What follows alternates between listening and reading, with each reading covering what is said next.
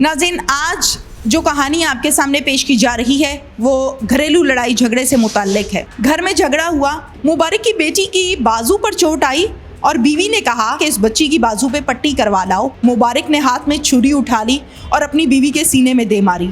उसने मुझे धक्का मार दिया, फिर मैंने भी उसको मारा। वैसे करते करते हाथापाई तक हो गई बात। फिर उसने कोई चमचा सा उठा लिया।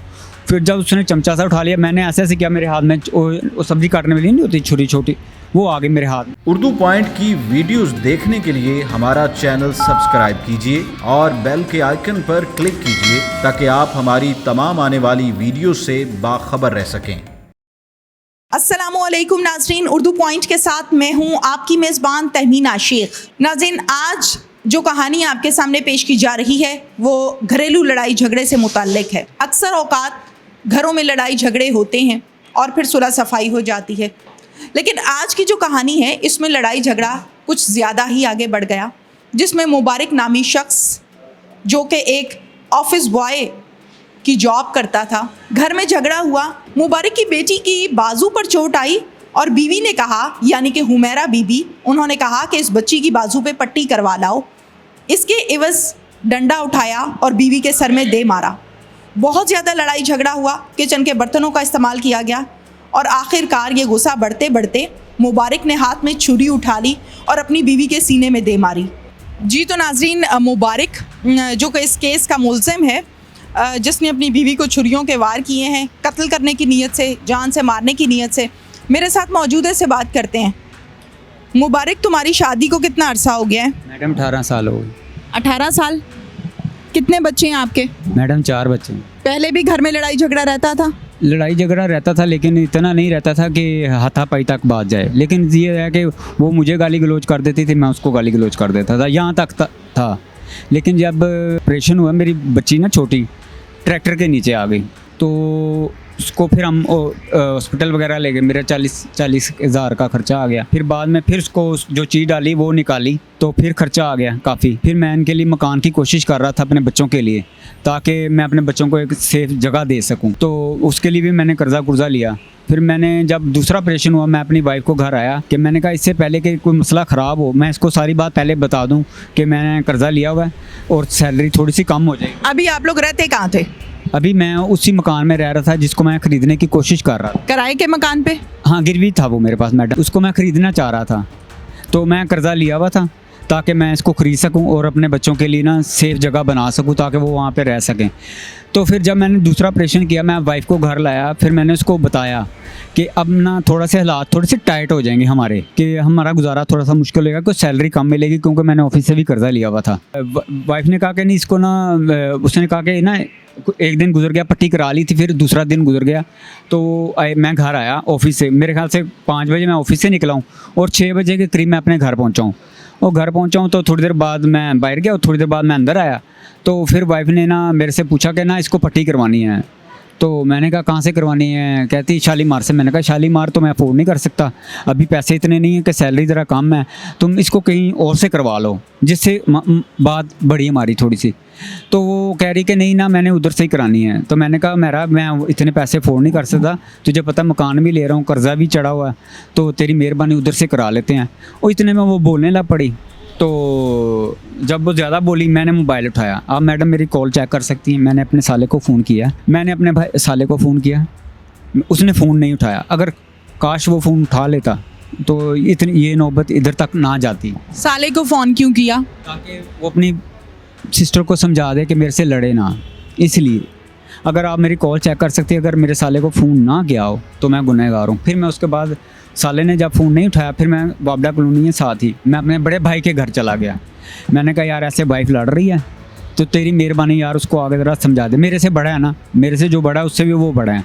तो मैंने उसको कहा कि यार ऐसे ना मेरे से लड़ रही है, तो तेरी मेहरबानी तू ऐसे आ जा, उसको घर आके समझा दे ताकि वो मेरे से लड़े नहीं। भाई कहता है यार आगे भी मेरे पास अभी इतना टाइम नहीं है कि आगे भी तुम दो को गाली गलौज करते रहे, तो मैं बार बार नहीं जाकर समझा सकता। वो औरत समझती नहीं है, जब देखो तेरे से लड़ती रहती, मेरे पास इतना टाइम नहीं जाकर उसको समझाता फिरूँ। तो फिर उसने कहा कि काफ़ी देर हो गई, टाइम गुजर गया। तो फिर वो कहता कि ऐसे करो, अब गुस्सा ठंडा हो गया होगा तो तुम घर चले जाओ, घंटा तो हो गया। तो मैंने कहा चलो ठीक है, अब गुस्सा ठंडा हो गया, मैं घर आ गया।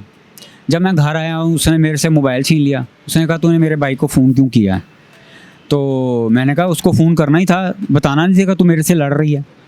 तो उसने फ़ोन से उसका अपने भाई का नंबर ना डिलीट कर दिया। फिर उसने कहा कि तुमने अपने भाई को क्या कहा? मैंने कहा मैंने अपने भाई को यही कहा कि तू मेरे से लड़ रही है। तो उसको और क्या कहना था उसको मैंने जाके, तो तूने क्यों जाके मेरी शिकायत लगाई है? वो हाइपर हो गई मेरे से, जैसे लड़ने के लिए मैं इनके पास आऊँ मेरे से वो हाइपर हो गई, लड़ने लग पड़ी।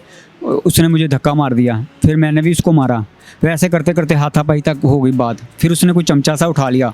फिर जब उसने चमचा सा उठा लिया मैंने ऐसे ऐसे किया, मेरे हाथ में वो सब्ज़ी काटने वाली नहीं होती छुरी छोटी, वो आ गई मेरे हाथ में, उसके बाजू पे लगी है। आपने छुरी किस नीयत से उठाई थी? उसको जान के मारने के लिए? सर मैडम उसने जब चमचा मारने की कोशिश की ना, वो चम्मच भी आप ही ने मारा था, वाइपर से भी आपने मारा और किचन के चम्मचों से भी आप ही ने अपनी बीवी को मारा। मैडम मैंने बता रहा हूँ, मैंने वाइपर से मारा। जो चीज़ वाइपर से मारा ना मैंने, हाँ मैं किसने हक दिया आपको? जो चीज़ मैं कभी झूठ नहीं बोलता। मैंने आपसे पूछा किसने हक दिया आपको? उसने मुझे मारा ना, तो मैडम मैंने भी उसको मारने के लिए फिर वो वाइपर उठा लिया था। फिर उसने वो मुझे मार रही थी, मैं उसको मारा था।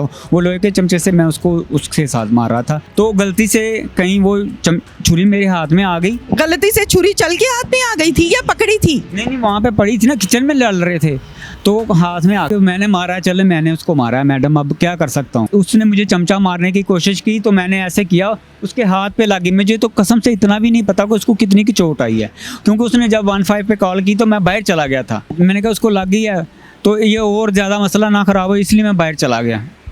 आगे बस सर मैडम इससे फिर उससे अगले फिर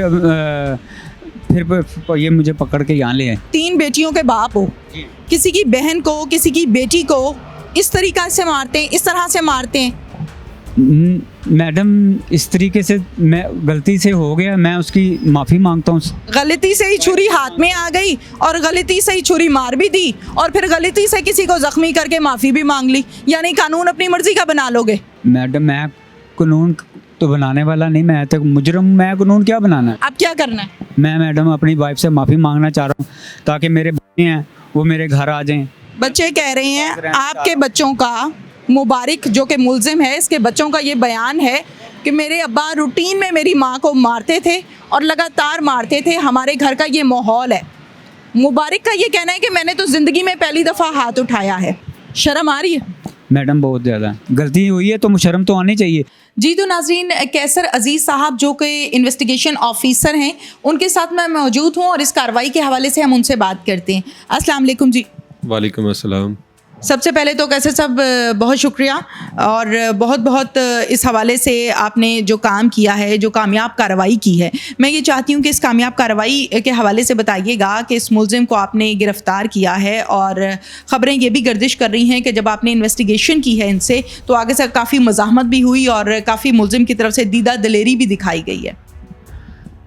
जी बिल्कुल, ये मुबारक ज़ेब मुल्ज़म है।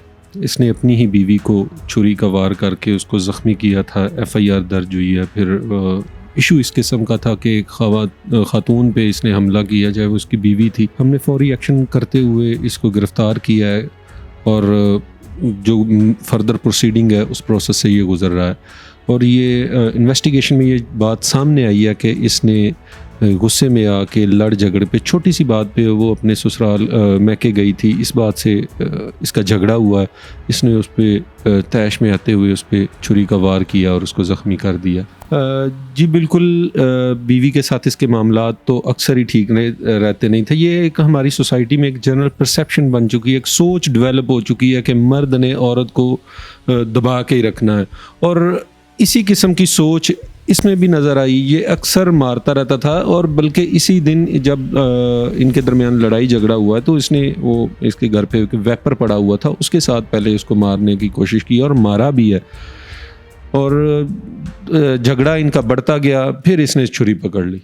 फिर उस पर वार जो इसने किया है वो उससे बचने के लिए उसने जो है ना फिर उसके हाथ और बाजू आगे करने पड़े, जिसकी वजह से उसके हाथ पे और बाजू पे जो कट लगा है जब बंदा छुरी उठाता है तो फिर डेफिनेटली इसकी कोशिश थी कि उसको मैं ख़त्म करूं। ये मामला ये ज़ख्मी खातून के ज़ख्मी होने से पहले ही उसके भाइयों के नोटिस में ये बात जा चुकी थी, क्योंकि उस दिन भी इनकी लड़ाई 2-3 दफ़ा वक्फे से जारी रही है। मैके जाना कोई ऐसी बुरी बात नहीं, उसके वालिदैन हैं, उसके भाई बहन हैं, उनसे मिलना उसका हक़ है।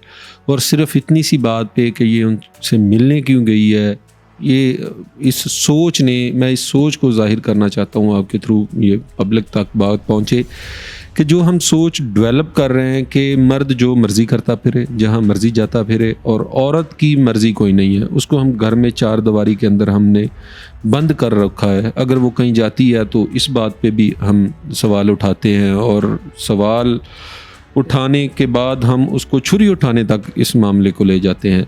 ये बिल्कुल गलत है, इसकी मज़म्मत होनी चाहिए। सारी सोसाइटी में ये बात हर बंदे तक पहुंचनी चाहिए कि ख़वातीन को उनके राइट्स जो है ना वो प्रॉपर मिलने चाहिए। बिल्कुल आपने दुरुस्त फरमाया है कैसर अजीज़ साहब। आपकी इन्वेस्टिगेशन के मुताबिक मोहतरमा का क्या बयान है, मैं ये चाहती हूँ कि वो भी ज़रा आप बता दीजिए।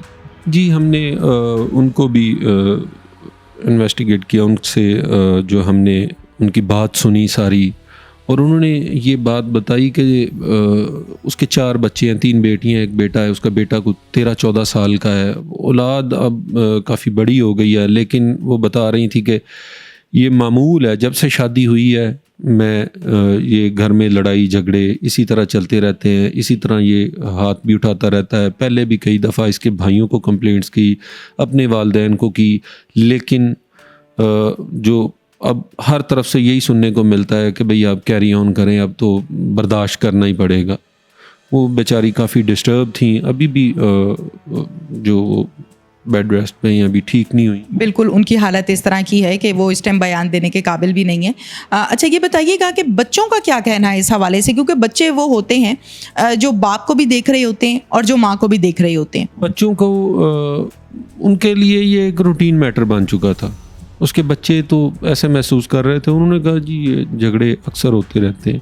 हम अपने रवैये से अपनी औलाद के अंदर एक सोच डेवलप कर रहे होते हैं। हम मेरा जो अपनी बेगम के साथ रवैया है, कल को मेरे बच्चों का भी ऐसा ही होगा। हम एक सोच डेवलप कर रहे हैं, और जो बच्चियाँ हैं उनके अंदर ये सोच जा रही है कि जो मर्द है वो जो मर्ज़ी करे, मारना पीटना उसका हक़ है। ये सोच हम अपने बच्चों के अंदर भी लेके जा रहे हैं, जो एक गलत बात है। ऐसा होना नहीं चाहिए। बिल्कुल ठीक है कैसर अजीज़ साहब, शुक्रिया आपका। अब क्या होना चाहिए? अब ये कि वो मुझे माफ़ कर दे। मैं, कौन माफ़ कर दे? मेरी वाइफ, मैं उससे माफ़ी मांगना चाहता हूँ हाथ जोड़ के कि वो मुझे माफ़ कर दे। मेरे से गलती हुई है, मेरे बच्चे हैं छोटे छोटे, मैं अपने बीवी बच्चों के साथ रहना चाहता हूँ दोबारा।